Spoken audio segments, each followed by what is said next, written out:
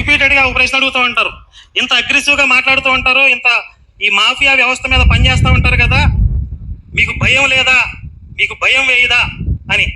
నిజంగా నాకు చాలా భయం ఉంది. ఏం భయం అంటే, నేను నా జీవితం ముగించేలోపు, నేను పోయేలోపు ఈ దేశంలో ఒక్క చర్చ అయినా మిగిలిపోతుందేమో అని భయం ఉంది నాకు.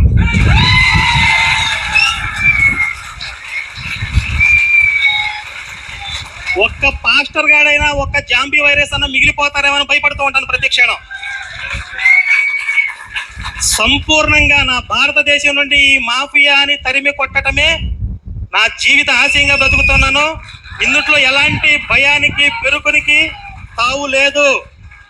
చాలా మంది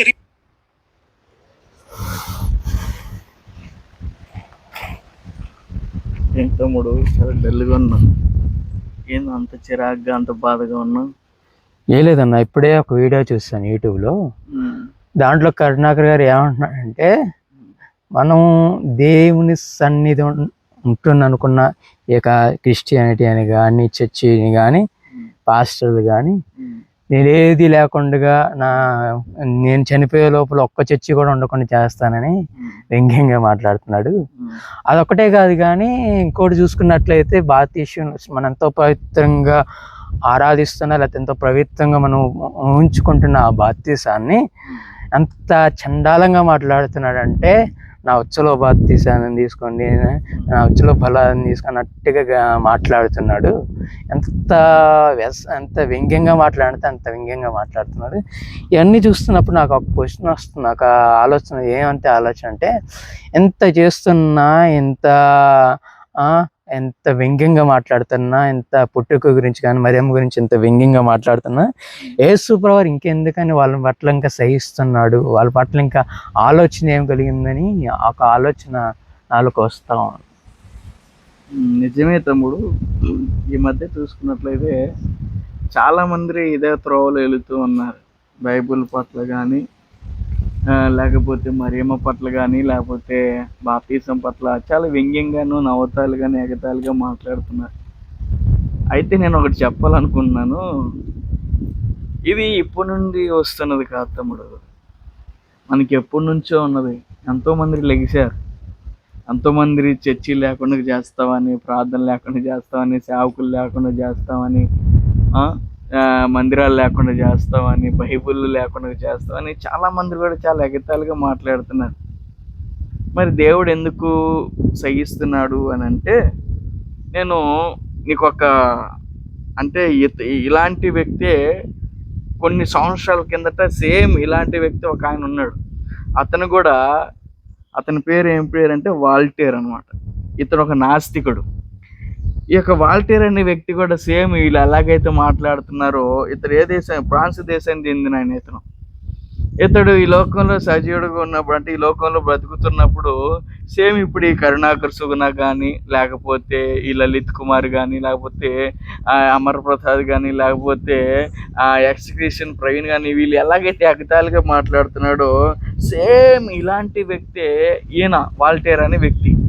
ఇతడు కూడా ఫ్రాన్స్ అనే దేశంలో జన్మించి తను కూడా యవన ప్రాయంలోకి వచ్చినప్పుడు ఏమంటాడంటే, క్రైస్తవుల్ని ఎగతాళిగా మాట్లాడతాం, ఇంకా వెక్కిరింపులుగా మాట్లాడతాం, ఇంకా వాళ్ళని దూషిస్తూ, క్రైస్తవులను అవమానపరుస్తూ చాలా పుస్తకాలు కూడా రాశాడు ఇతను. క్రైస్తవుల మీద కానీ, చర్చిల మీద కానీ, బైబుల్ మీద కానీ చాలా వ్యంగ్యంగా, నవ్వుతాలుగా, చాలా నవ్వులు పాటలుగా ఇతను ఏం చేశాడంటే పుస్తకాలు రాసి ఒక శబ్దాన్ని, ఇతను కూడా ఇప్పుడు కరుణాకర్ సుగుణ అయితే ఏ శబ్దాన్ని పూనాడో సేమ్ అలాంటి శబ్దం ఇతను కూడా పూడాడు. ఏమిటో తెలుసా, ఇక రానున్న 100 సంవత్సరాల్లో క్రైస్తవం అనేది భూమి మీద కనపడకుండా చేస్తాను అనే శబ్దాన్ని పూనాడు.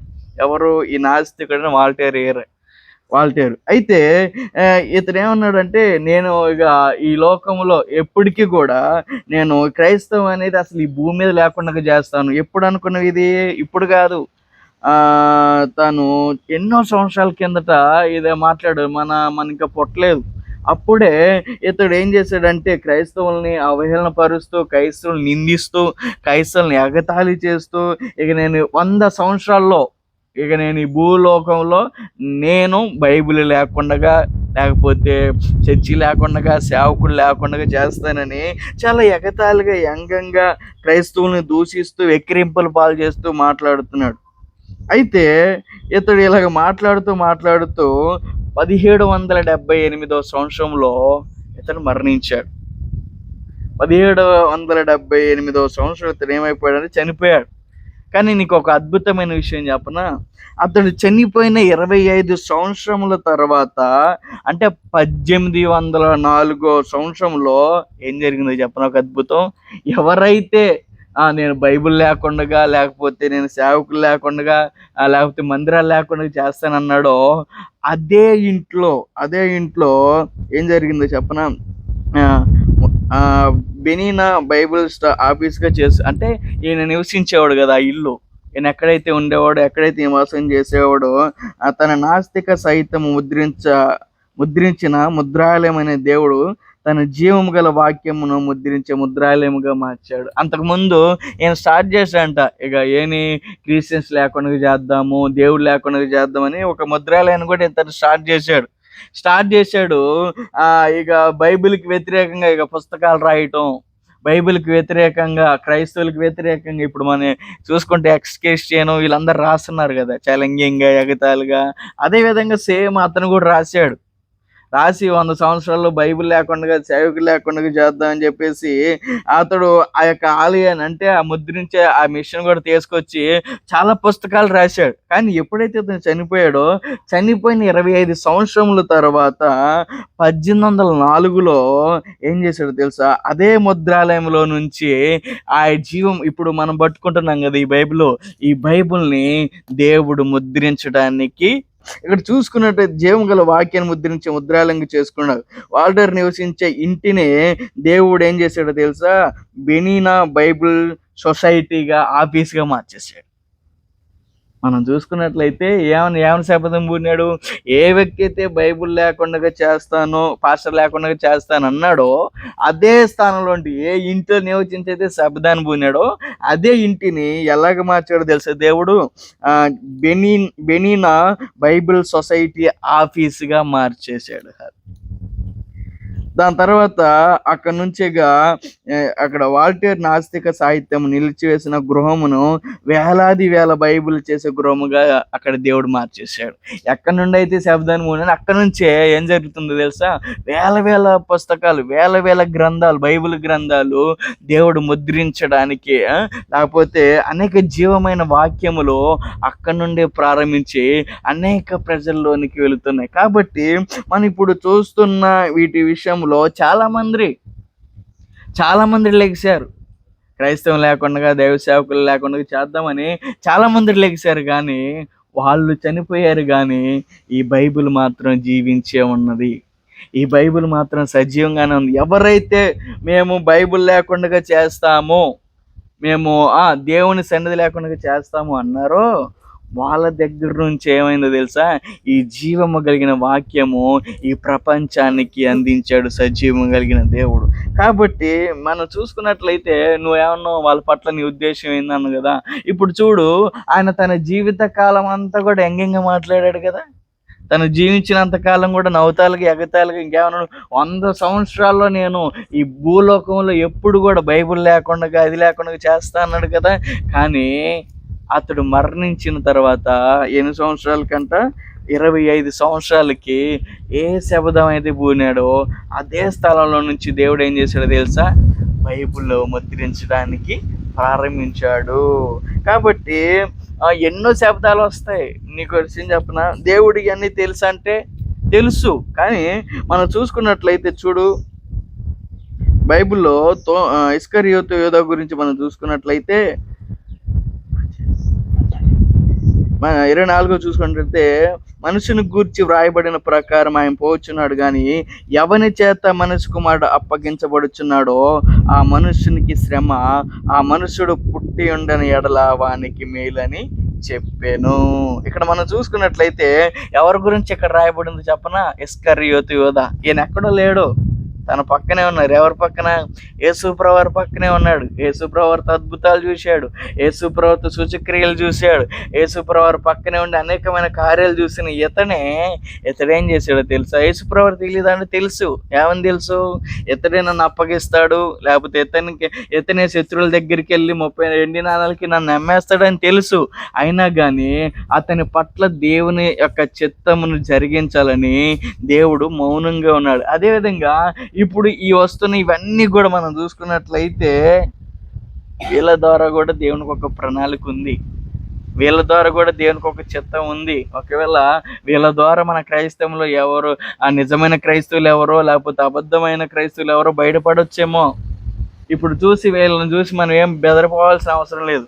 వీళ్ళని చూసి మనం ఏమి వీళ్ళ ప్రగల్భాలు ఇవన్నీ చూసి మనం ఏమి కూడా భయపడాల్సిన అవసరం లేదు. ఎందుకు చెప్పనా? బైబిల్ ఒక మాట రాయబడింది, ఆకాశము భూమి గతించినను నా మాటలో నా మాటలో ఒక పళ్ళైనను కూడా, ఒక సున్న అయినా కూడా తప్పిపోదని దేవుడు చెప్తున్నాడు. కాబట్టి ఈ ప్రబంధాలు కానీ, లేకపోతే ఈ బెదిరింపులు కానీ ఇవేమి మనం చేయవు. వీళ్ళ తాతల కాల నుంచి, ఎన్నో తాతల కాల నుంచి ఈ ఎగతాళి చేసే వాళ్ళు వస్తూనే ఉన్నారు, పరిహాసం చేసే వాళ్ళు వస్తూనే ఉన్నారు. బైబిల్ లేకుండా ఇదేంటి చర్చి లేకుండా చేద్దామని వచ్చిన వాళ్ళు చాలా మంది. ఇక్కడ చూడండి, ఇస్కరియోతు యోధా ఏం చేశాడు? 30 వెండి నాణాలకే యేసుప్రభుని నమ్మేశాడు. తెలుసా అంటే తెలుసు. ఇక్కడ కూడా ఆయన ప్రక్కనే ఉండి ఇతను ఏం చేస్తున్నాడు? అప్పుడు ఆ బల్లారాధనలో కూడా అక్కడ కూడా అంటాడు, ఏమంటున్నాడు ఇక్కడ చూడు, మనుష్య కుమారుని గురించి రాయబడిన ప్రకారము ఆయన పోవచ్చున్నాడు, కానీ ఎవరి చేత మనుష్య కుమారుడు అప్పగింపబడుచున్నాడో ఆ మనుషునికి శ్రమ, ఆ మనుషుడు పుట్టి ఉండని ఎడల వానికి మేలని చెప్పాను. యేసుప్రభు చెప్తున్నాడు. అతని గురించి అంటున్నాడు, అతన్ని చనిపోవాలని యేసుప్రభు ఇష్టపడలే, కానీ అనవసరంగా ఒకవేళ అతడు పుట్టకుండా పోయేదేమో అని బాధపడుతున్నాడు. యేసుప్రభు తెలుసు, ఇవన్నీ తెలుసు అంటే తెలుసు, కానీ ఎందుకు చూస్తున్నాడంటే ఒకవేళ ఇప్పటికైనా మారతారేమో, ఇప్పటికైనా దేవుని తెలుసుకుంటారేమో అని చూస్తున్నాడు. ఈ ఎగతాళి కానీ ఇవన్నీ కానీ ఎందుకో చెప్పనా? ఒక మాట రాయబడింది, నా నామముకు వ్యతిరేకంగా రూపింపబడిన ఏ ఆయుధం కూడా వరద. మన కంటికి అవి ఒక భూతద్దాల్లాగా కనపడతాయి, కానీ అవి మనల్ని కూడా చేయలేవు. ఎంతో మంది లేచారు, ఎంతో మంది పడిపోయారు, కానీ ఇప్పుడు దాకా ఈ బైబిల్ అనేది వాళ్ళు ఎంత ఎగతాళిగా చేస్తున్నారో, ఎంత రెట్టింపుగా వాళ్ళు అపాసం చేస్తున్నారో అంతకెక్కువగా ఈ బైబిల్ ముద్రించబడుతున్నాయి. ప్రపంచంలోని, దేశంలోని ఎక్కువగా ముద్రించబడుతున్న గ్రంథం ఏదైనా ఉందంటే అది బైబిల్. ఎక్కువ శాతం ఉన్నది ఎవరు అని అంటే వాళ్ళు క్రైస్తవులు. ఎక్కువగా దేవుని వైపు మళ్ళుకుంటుంది ఎవరు అని అంటే వాళ్ళు క్రైస్తవులు. కాబట్టి మనం దేన్ని చూసి భయపడాల్సిన అవసరంలా, దేన్ని చూసి బెదిరించబడాల్సిన అవసరంలా. ఎందుకంటే మన దేవుడు జీవం కలిగిన దేవుడు. కాబట్టి ఇలాంటి వీడియోలు చూసి నువ్వేం కంగారు పడమాకు, బెదిరిపోమాకు, వెనకడుగేమాకు, విశ్వాసంలో బలపడు.